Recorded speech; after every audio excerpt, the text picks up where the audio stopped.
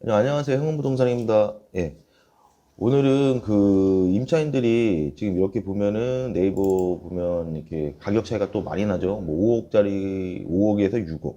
물건 하나가 15군데에서 올려서 또 1억 차이나 나고. 근데 이런 것들을 전화하면 뭐 선용자가 있다. 뭐 이런 얘기 많이 들었잖아요. 그거에 대해서 간략하게 설명을 하려고 하거든요.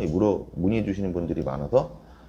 그러면 왜 이 가격 차이가 그러니까 당연히 임차인 되실 분들은 싼 데다 전화를 하겠죠. 부동산 보면 뭐 이렇게 싼 데다 전화를 하는데, 이런 데다 전화를 하는데, 이게 사실적으로 싼 게 아니에요. 그리고 문제가 선용자가 있다는 걸 이해를 못 하셔가지고 제가 설명을 드릴게요. 예를 들어서 선용자가 있다, 선용자가 있다, 있는 매물이다. 그러면 시세는 예를 들어서 이렇게 말씀드리는 것보다 이게 낫겠다. 전세 시세가, 전대가 시세가 예를 들어 7억이다. 7억이다. 전대가 시세가 7억인데, 예를 들어, 광고에 보면은 뭐 6억에, 예를 들어 1억 싸게, 6억에 올린 광고가 있을 거 아니에요? 광고가. 전대가 시세가 7억에 광고가 있는데, 어떤 부동산을 6억에 올렸어요. 그럼 여기다 전화를 해서 질의를 하면 선용자가 있다고 말하거든요. 선용자가 있다. 선용자가. 그 임차인은 거의 대부분이 뭐 보증금 대출을 받을 거 아니야. 전세 보증금 대출, 전세 대출을 받겠죠. 그러면 선용자가 있으면, 선용자가 있는 물건 시세보다 싸서 전화를 했더니 선용자가 있대. 그러면 임차인은 보증금 대출 받아서 들어가는데 선용자가 있다. 이게 간략히 얘기하면 임차인이 보증금 대출을 받는 분들은 선용자 있는지 못 들어가요. 왜냐면 은행 그 임대인들이 입주 지정일이 정해지면 임대인들이 잔금 대출을 받잖아요. 임대인들도 자기 현금으로 자기 자본으로 분양을 받는 분들은 극소수니까 대출을 받아서 이제 사시는 분들이 대부분이고, 이 대출을 안 받기 위해서 전세를 놓는 거잖아요. 임차인한테 전세. 그러니까 임차인 전세 보증금으로 이 잔금 대출을 안 받아도 되면 임대인들은 이자를 안 나가죠.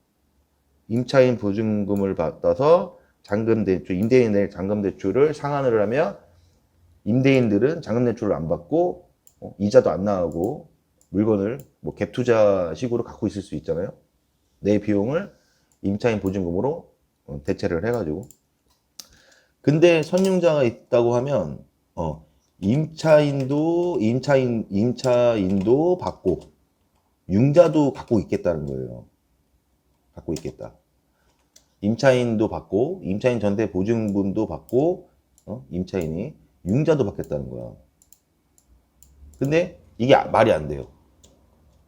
왜냐면 임대인은 입주 시점에 잔금 대출을 받던 임차인 보증금을 받던 하나만 해야 돼요. 하나만.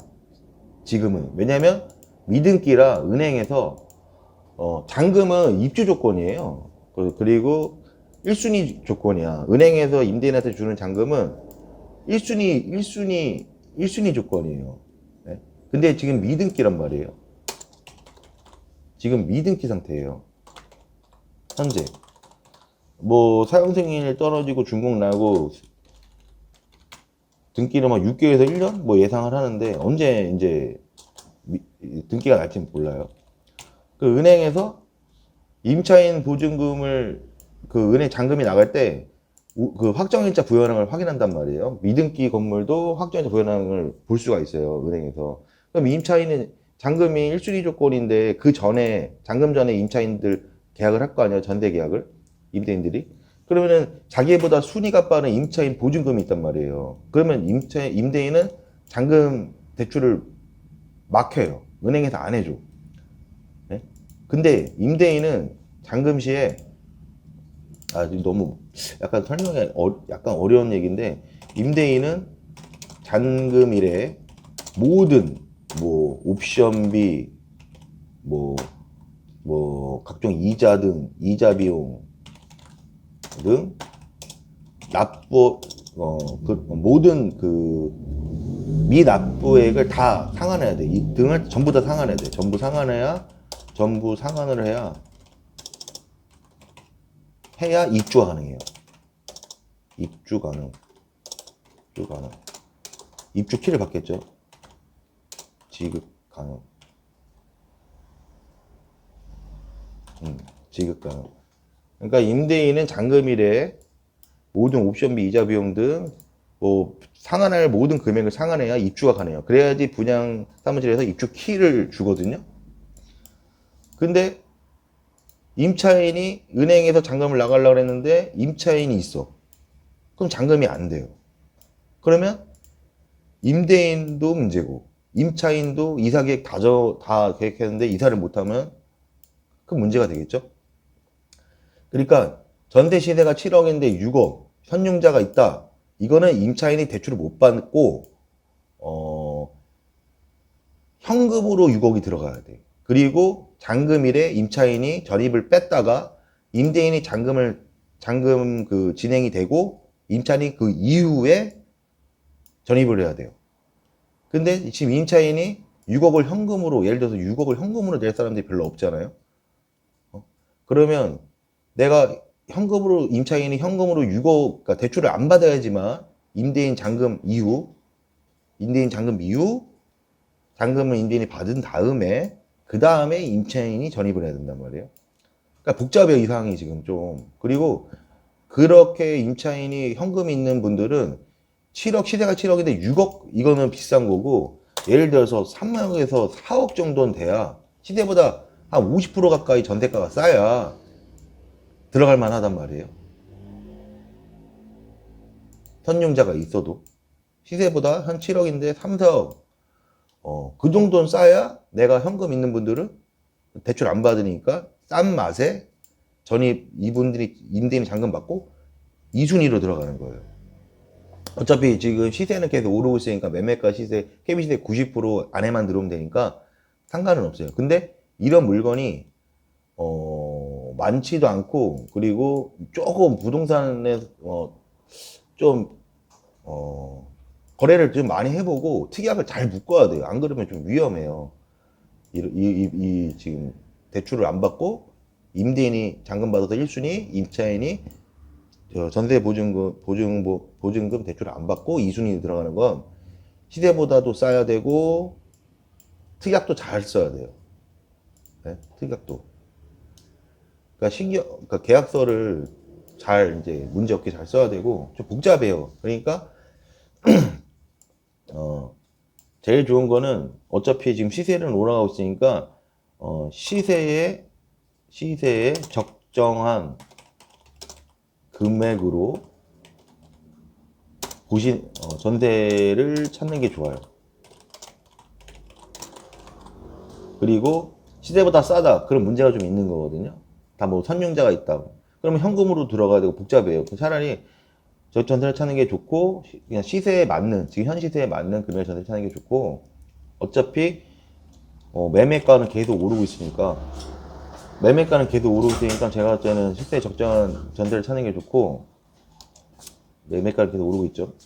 위로 향하고 있으니까. 그러니까 제가 봤을 때 그냥 적정한 시세를 찾는 게 좋고, 전세 임대인이 임차인 전세 보증금을 받아서 융자가 없는 집으로 하는 게 좋습니다. 이게 머리가 안 아파요. 임차인의 전세 보증금을 받아서 자기 자본으로 잔금 납부가 가능한. 그래야 임차인이 전세 보증, 대출도 받고, 나중에 계약서 같은 경우도 좀, 그렇게 복잡하지가 않아요.